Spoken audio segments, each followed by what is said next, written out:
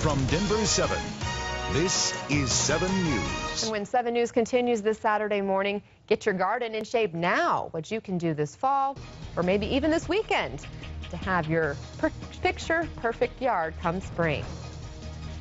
Welcome back. If you want a beautiful garden next spring, taking a little time now will pay dividends about 6 months from now. And joining us this morning to talk all about it is Burke from Associated Landscape Contractors of Colorado. Kara, thanks for being with us. Absolutely. Well, you brought a few props along with you, and you say there are at least 2 final kind of landscaping projects, we could call them, that can really make a difference when everything starts blooming later in the spring. You know, you're absolutely right. Now's the time, and it's a perfect weekend, as Richard tells us, to fertilize. You want to do the fall fertilization. This is really the most important fertilization of the year.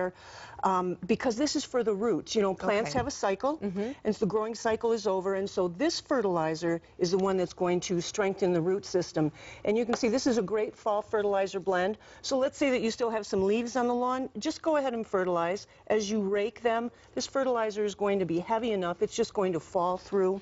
You don't need to water it. A lot of people have already turned their sprinkler systems off, so it's perfect time. All right, and it sounds like it's pretty easy. If you don't need to water it and you don't have to worry about raking first, then there's really no excuses for us, I guess, to get out and do it this weekend. And I have to ask, even though things are sort of becoming dormant, the lawn stopped growing so much, this will still make an impact? Absolutely. Something that this is going to do is it'll help keep the grass green without making it grow. And then, although we don't see the plant being active because we're used to seeing the grass grow, it's really the roots that are so active now. They're swelling, they're absorbing all of their nutrients for the fall. It's kind of like their vitamin taking time. So when spring comes, they're going to have all of the nutrients they need, and the grass is going to grow. All right, well, that's the trick to having a pretty lawn come spring. Well, Kara, that's helpful information. And the weather this weekend, it's supposed to get kind of warm tomorrow, 80 degrees. That's not a problem. It's absolutely not a problem. This will stay dormant, and the plant will take it and use it when it's ready.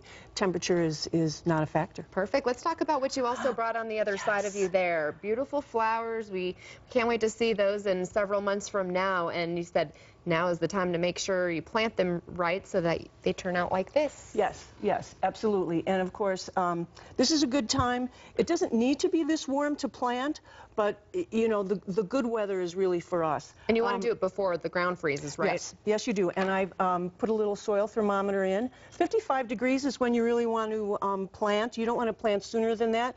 If your soil goes down to 40, you're fine. And this is my little soil thermometer. At Thanksgiving, it turns back into my turkey thermometer. Okay. You can use both. Exactly.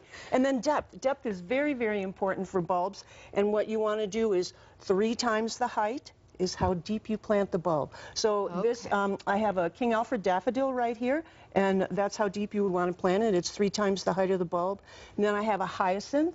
You know how beautiful these are. And they smell so good, too. They really do. They smell wonderful, and all the animals know that, too, and we can talk about that. This is your common tulip. Okay. And then, of course, the little crocus. And they're the first things that come out in the spring. A lot of times when you plant them, it's like which end is up. Right. And so what we tell people is, you know, if you can't tell, Mother Nature can tell, so just plant them on the side. And they'll work their way around. Yes. Well, yes, that's the good roots to know. Yes, if you don't have a green thumb, there is still hope. There is. You know, this is really helpful to show this demonstration. So just kind of reiterating so we didn't miss anything. Plant the bulbs 3 times the depth of the size of the bulb, Exactly. Right? Okay. Exactly. And then that'll and then, you know, you can also plant pansies right over the top, winter hardy pansies, so you won't see this yet, and then when the foliage comes up, it'll just come up right through the pansies. Boy, that's really an eye popper in the spring. I've also put some pea gravel up here, and this is actually a critter deterrent. The little voles or possibly mice, it hurts their paws because the gravel is so sharp-edged. But it won't hurt the flowers, so that's good to know. And you also brought in this, and we'll just do this real fast because if you have problems with insects or other critters, there's another option here. You have hot pepper wax. Yes, and you would want to spray your bulbs. You want to lay them out on newspaper, and you'd want to spray the bulbs first, let them dry. You want to use gloves because this is capsaicin. Okay. It puts the hot in hot sauce. Let them dry and then plant them. Squirrels. Rabbits, mice, they're not going to touch them because they'll smell this. You spray them before you plant them. Thanks so much, Kara. You gave us some great information today. We really appreciate it. And for more information, log on to thedenverchannel.com. Just click on the big red TV button.